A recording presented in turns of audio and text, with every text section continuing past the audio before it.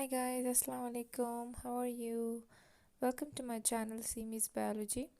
और आज हम पढ़ने जा रहे हैं प्लांट पैथोलॉजी का लेक्चर नंबर 1, जिसमें हम पढ़ेंगे टर्मिनोलॉजीज़।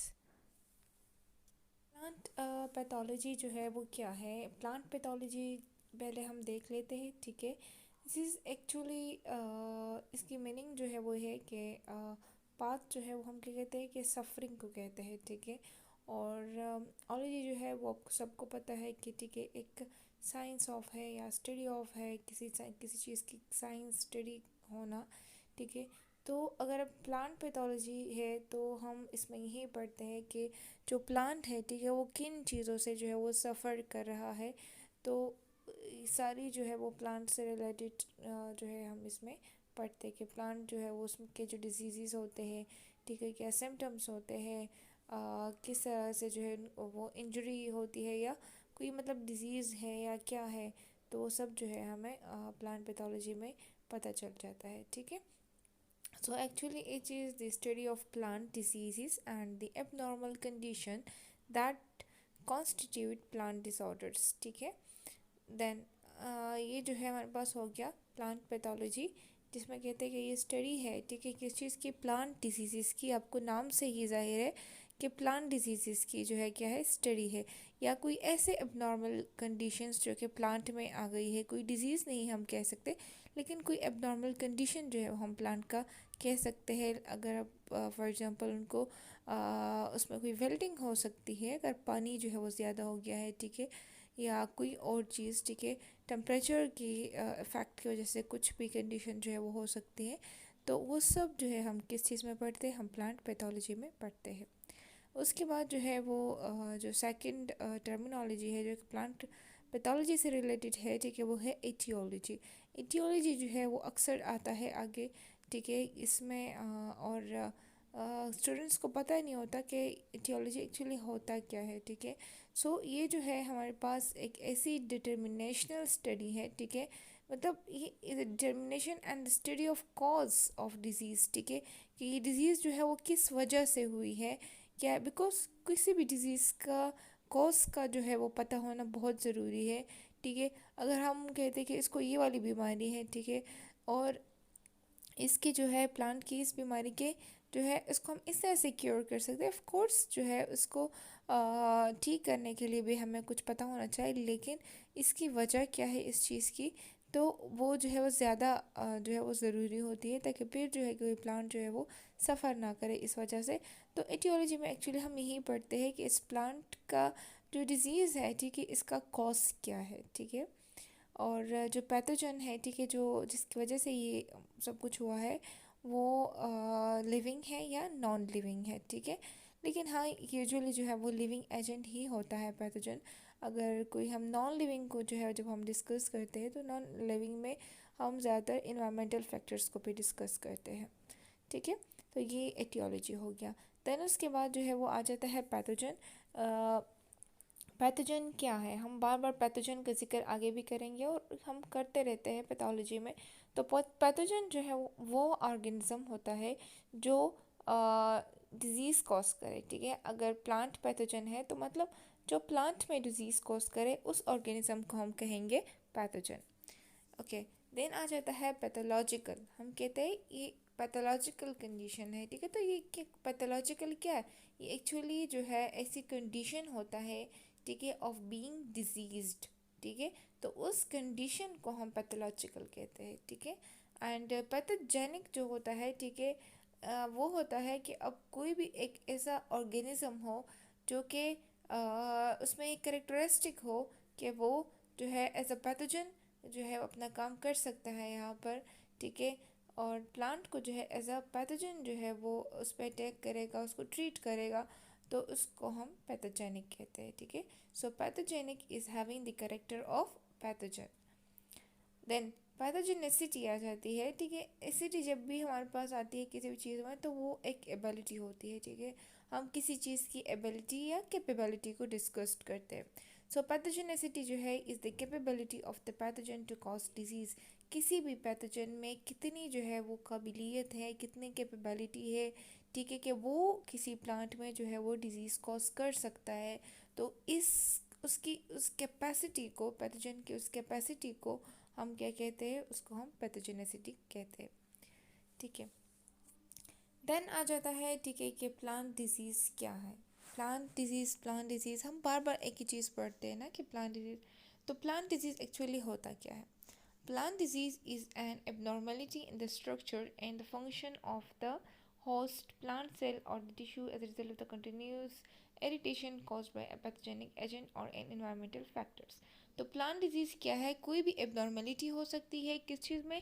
प्लांट के स्ट्रक्चर में, ठीक है, उसके सेल में, टिश्यूज़ में, मतलब प्लांट में कोई उसके स्ट्रक्चर जो है वो चेंज हो गया है, या जो है प्लांट का जो सेल है, ठीक है, डिफरेंट सेल्स होते हैं ना प्लांट के, तो उसका फंक्शन जो है वो चेंज हो गया है, ठीक है, या जो है वो उसमें कोई किसी भी वजह से हुआ है, लेकिन कॉन्टीन्यूस इरिटेशन की वजह से, जो कि पैथोजेनिक एजेंट की वजह से, मतलब जो पैथोजन की वजह से जो है वो हो, या जो है वो कोई भी इन्वायरमेंटल फैक्टर, मतलब ये है कि प्लांट में जो एबनॉर्मेलिटी होती है, ताकि वो, या मतलब उसके स्ट्रक्चर में कोई एबनॉर्मेलिटी हो, या वो एबनॉर्मेलिटी जो है उसके फंक्शन में भी हो सकती है, मतलब वो अपने जो प्रॉपर जो फंक्शन करता है, ठीक है, या जो हमें रोज़ाना प्लांट जिस तरह हमें दिखाई देता है उससे थोड़ा एबनॉर्मल जो है वो बिहेव करे, तो उसको फिर हम कहेंगे कि उसको कोई डिज़ीज़ हुआ है। वो डिज़ीज़ जो है वो जो है वो किसी पैथोजन की वजह से भी हो सकता है, पैथोजेनिक एजेंट भी हो सकता है, या कोई जो है वो इन्वायरमेंटल फैक्टर भी हो सकता है। ओके, फिर जो है वो नीचे यही है, ठीक है, फिर आप इसको पढ़ लीजिएगा, ठीक है, कि जो, अच्छा जी, फिर आ जाता है पैरासाइट क्या है। तो पैरासाइट जो है, ये वर्ड जो है वो पैरासिटोस से निकला है, ठीक है, मतलब एक जो है वो दूसरे के टेबल से का है, मतलब पैरासाइट वो ऑर्गेनिज्म होता है, ठीक है, कि अगर किसी ऑर्गेनिज्म के ऊपर, मतलब क्या है, लाइक पैथोजन हो, पैथोजन जो है वो ऑफ कोर्स वो पैरासाइट ही होता है, वो क्या कहते हैं, बेनिफिट लेता है, ठीक है, एक चीज़ से, और बदले में उसको कुछ भी नहीं देता, ठीक है। तो इस तरह से इसको में है कि पैरासिटोस से निकला है कि एक बंदा जो है वो दूसरे के टेबल से खाता है, ठीक है, खाते चला जाता है। सो पैरासाइट जो है ऐसा ऑर्गेनिज्म होता है विच लीव्स ऑन और इन अनदर ऑर्गेनिजम्स, ठीक है, and obtain its nutrients there from, ठीक है, और उनसे जो है उनके सारे न्यूट्रिएंट्स जो है वो छीन लेता है, ठीक है, बदले में कुछ भी नहीं देता। तो ये होता है पैरासाइट, और उससे जो है वो न्यूट्रिशन लेकर उसमें जो है वो डिफरेंट डिजीज़ भी कॉज कर देता है, ठीक है। अब पैरासाइट जो है वो दो किस्म के होते हैं हमारे पास। एक होता है ऑब्लिगेट पैरासाइट और दूसरा होता है फैकल्टेटिव पैरासाइट। अब ये जो है ये बहुत ही इम्पोर्टेंट जो है वो है, इस पे जो है अक्सर जो है वो शॉर्ट क्वेश्चंस आ जाते हैं बीएस स्टूडेंट्स के लिए। अगर मैं बात करूँ तो उनमें अक्सर आ जाता है ऑब्लिगेटिव पैरासाइट और फैकल्टेटिव पैरासाइट पे डिफरेंट पूछ जाता है, या अक्सर कहते हैं कि पैरासाइट को डिफाइन करें और टाइप्स ऑफ पैरासाइट जो कि ऑब्लिगेट एंड फैकल्टेटिव पैरासाइट है उसको डिस्कस करें। तो अक्सर जो है ये शॉर्ट क्वेश्चंस में आ जाता है, कभी 2 मार्क्स और कभी जो है वो 5 मार्क्स के लिए, ठीक है। तो ऑब्लिगेट पैरासाइट जो है एक ऐसा ऑर्गेनिज्म होता है, ठीक है, जो कि बिल्कुल पूरा का पूरा जो है वो डिपेंड करता है, ठीक है, अपनी न्यूट्रिशन के लिए, अपने खुराक के लिए, ठीक है, सब चीज़ों के लिए जो है वो डिपेंड करता है दूसरा जो ऑर्गेनिज्म होता है या जो भी होस्ट होता है, ठीक है, उस पर जो है वो डिपेंड करता है, ठीक है। इसको हम बायोट्रॉफ्स भी कहते हैं कि ऑब्लिगेट पैरासाइट्स आर बायोट्रॉफ्स, ठीक है, मीन जो है वो एक nourish by mean life and trophs में जो है नरिश फीडर, ठीक है, which also depends entirely on the living host for its nutrition, ठीक है। And an autotroph is a plant that can make its own food, of course। जो autotroph होते हैं, ठीक है, वो अपने खुराक जो है वो खुद बनाते हैं, ठीक है, लेकिन जो बायोट्रॉफ्स होते हैं, ठीक है, वो नेचर पे डिपेंड करते हैं और उससे जो अपना खुराक लेते हैं। और ऑब्लिगेट पैरासाइट जो है वो बिल्कुल भी ऑटोट्रॉफ नहीं है, बल्कि वो बायोट्रॉफ होता है और जो है वो खुद को नरिश करता है, ठीक है, नरिशमेंट लेता है, ठीक है, दूसरे प्लांट्स, दूसरे जो है ऑर्गेनिज्म से, ठीक है। उसके जो है वो अपोजिट जो है दूसरा जो है फिर है फैकल्टेटिव पैरासाइट। तो जो फैकल्टेटिव पैरासाइट होता है, ठीक है, ये जो है इसमें ये है कि ये एक अल्टरनेटिव मोड ऑफ लिविंग पे मतलब रहता है, ठीक है। कभी कभार जो है, कभी जो है ये एक पैरासाइट बन जाता है, कभी जो है एज ए सेप्रोफाइट भी काम करता है, ठीक है। सेप्रोफाइट्स अब क्या होते हैं, पैरासाइट तो मैंने आपको बता दिया, ठीक है। सेप्रोफाइट्स जो है वो ऐसे ऑर्गेनिजम्स होते हैं, ठीक है, जो कि अपने नरिशमेंट को जो है, खुद को जो है मतलब जो उसके जो भी फूड होता है या कुछ कोई भी जो भी नरिशमेंट होती है, ठीक है, वो जो है किसी डेड ऑर्गेनिज्म से ले, ठीक है। इसको हम स्केवेंजर्स भी कहते हैं, अर्थ के स्केवेंजर्स, जो कि अर्थ को साफ करता है, ठीक है। सेप्रोफाइट्स ये सेप्रोप्स होते हैं, ठीक है, अर्थ के स्केवेंजर्स होते हैं, ठीक है। तो फैकल्टेटिव पैरासाइट्स क्या है, ये जो है एज ए पैरासिटिक तब कहलाएंगे जब किसी भी लिविंग ऑर्गेनिज्म से ही अपना खुराक लेंगे, ठीक है, अपने आप को नरिश करेंगे। और सेप्रोफाइट्स जो है, और फिर जो है उसको फिर हम फैकल्टेटिव को हम एज ए पैरासाइट तब कहेंगे जब जो है उससे लेंगे, और उसको हम सेप्रोफाइट तब कहेंगे जब ये डेड ऑर्गेनिज्म से जो है लेंगे, ठीक है।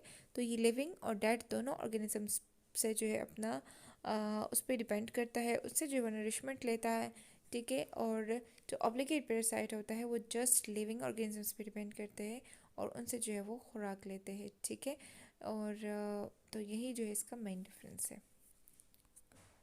देन जो है प्लांट इंजरी क्या होता है, ठीक है, और कॉजल एजेंट्स क्या है एंड कॉजल ऑर्गेनिजम्स क्या है, उसको पढ़ते हैं। देन उसके बाद जो है वो रेजिस्टेंट हम पढ़ेंगे। प्लांट इंजरी जो है is an abrupt alternation to the form and function. बिल्कुल प्लांट इंजरी जो है वो किसी डिजीज से बिल्कुल जो है वो डिफरेंट है, ठीक है। इसको फिर आप पढ़ लीजिएगा। प्लांट इंजरी में जो है वो कोई इंसेक्ट हो सकता है, एनिमल हो सकता है, कोई भी फिजिकल, केमिकल और एनवायरमेंटल एजेंट हो सकता है जो कि प्लांट को इंजर्ड कर सकता है, ठीक है। कोई ह्यूमन बीइंग भी हो सकता है जो कि वहाँ से गुजर रहा होता है और उसको जो है किसी चीज़ की वजह से जो है वो उसके हाथ में हो या कोई टूल होता है, ठीक है, तो उससे जो है वो कट लग जाता है प्लांट को, तो वो भी प्लांट इंजरी होता है। ये डिज़ीज़ से बिल्कुल अलग जो है एक चीज़ है। हाँ, ये डिज़ीज़ तो नहीं है, ये ठीक हो जाता है, लेकिन ये है कि ये एक रास्ता जो है वो पैथोजन को दे देता है, ठीक है। जो इंजर्ड प्लांट होता है तो वो कुछ पैथोजन्स होते हैं ऐसे हैं जो उसको, जिनको जो है वो इस तरह के मौके की तलाश होती है, ठीक है, कि अगर कोई इंजर्ड पार्ट हो प्लांट का तो उसमें जो है वो जाके इंजेक्ट हो जाए, अंदर चला जाए।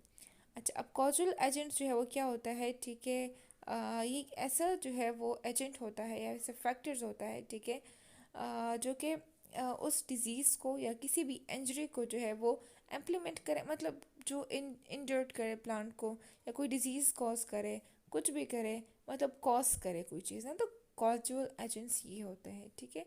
इसको हम डिस्क्राइब करते एज एनिमेट या इनएनिमेट जो है वो फैक्टर्स में, ठीक है, जो कि इंसाइट करते हैं और गिवेंस करता है डिजीज़ को एंड इंजरी को, ठीक है। आई होप आपको समझ आ रहा होगा कि मैं आपको क्या समझाना चाह रही हूँ, ठीक है। देन उसके बाद जो है वो हमारे पास आ जाता है कॉजल ऑर्गेनिजम्स, ठीक है। तो जो कॉजल ऑर्गेनिजम्स होते हैं, ठीक है, वो हमारे पास क्या होते हैं, वो हमारे पास होते हैं ऐसे ऑर्गेनिजम्स, ठीक है, जो कि बायोटिक ऑर्गेनिजम्स जो है उसमें आ जाते हैं, ठीक है। व्हेन अच्छा, causal organism is a pathogen of biotic organism, ठीक है।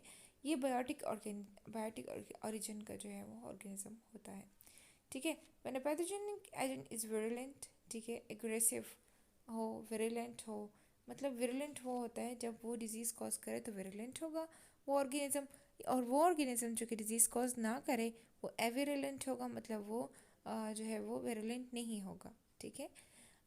तो बस यही जो है विरलेंट नॉन विरलेंट ऑर्गेनिज्म है। और कॉजल ऑर्गेनिज्म यही जो कि कॉज करे, मतलब ये भी कॉजल एजेंट की तरह है, लेकिन एजेंट में जो है कोई भी एजेंट हो सकता है और यहाँ पर ऑर्गेनिजम्स भी होते हैं, ठीक है। उसके बाद जो है वो आ जाता है हमारे पास, नेक्स्ट आ जाता है अब जो कि हमने कुछ पढ़ा प्लांट पैथोलॉजी का, कि उसमें डिजीज़ होती हैं, इंजरी होता है, जो भी होते हैं। उसके बाद जो है अब रेजिस्टेंट, ठीक है। रेजिस्ट, उसको प्लांट किस तरह रेजिस्ट करे अगर कोई पैथोजन आता है तो, ठीक है। तो रेजिस्टेंट क्या होता है, रेजिस्टेंस एक्चुअली प्लांट की जो है वो एबिलिटी होती है कि वो किसी भी डिजीज़ को आने से किस तरह रोके, ठीक है। जिस तरह हमारी जो ह्यूमंस होते हैं उनकी इम्यूनिटी होती है, तो इस तरह प्लांट में जो है वो क्या होती है, रेजिस्टेंट, उसको हम कहते हैं। ठीक है, कि जो पैथोजन बाहर से आ रहा है, फैक्टर आ रहा है, डैमेजिंग फैक्टर, ठीक है, वो प्लांट पर अटैक कर रहा है, तो प्लांट उसको अंदर ना आने दे। ठीक है, और अगर अंदर आ भी जाए तो फिर किस तरह जो है उसके साथ फाइट करें, तो वो रेजिस्टेंट होता है। उसको ना आने दे, उसको रोकने की कोशिश करे, तो वो होता है रेजिस्टेंट। अच्छा, सब्सटेबिलिटी क्या होती है? ससेप्टिबिलिटी जो है इस उस चीज़ की जो है वो है कि कितनी जो है उसको कितना सब्सटेबल है एक प्लांट। ठीक है, कितना जो है वो है कि उसको डिजीज़ हो सकता है, कितने परसेंट मतलब चांसेस है कि हो सकता है, कितने जो है वो परसेंट है कि नहीं हो सकता। मतलब एक प्लांट जो है वो कितना स्ट्रॉन्ग है, ठीक है, उसमें कितनी रेजिस्टेंट है, तो उसको जो है क्या कहते हैं, उस प्लांट की क्या कहते हैं, सब ससेप्टिबिलिटी। ठीक है, ससेप्टिबिलिटी उसको हम कहते हैं। ठीक है, सो यहाँ पर हमारा आज का लेक्चर होता है एंड। आई होप आप लोग को समझ आ गया होगा। जहाँ पर आपको थोड़ी सी भी कन्फ्यूजन लगती है, आप मुझसे क्वेश्चन पूछ सकते हैं। ठीक है, और आपको मज़ीद जो है वो किन टॉपिक पे वीडियोस चाहिए, या बायोस रिलेटेड कोई भी सब्जेक्ट है आपको उस पर जो है वीडियो चाहिए, तो प्लीज़ आप मुझे नीचे कमेंट बॉक्स में ज़रूर बताएं। मैं कोशिश करूँगी, ठीक है, कि आपके लिए जो है उस पर वीडियो बनाऊँ। और please click on the subscribe button and like ज़रूर करें अगर आपको मेरी वीडियोस अच्छी लगती हैं। ठीक है, थैंक यू, अल्लाह हाफिज़, बाय बाय।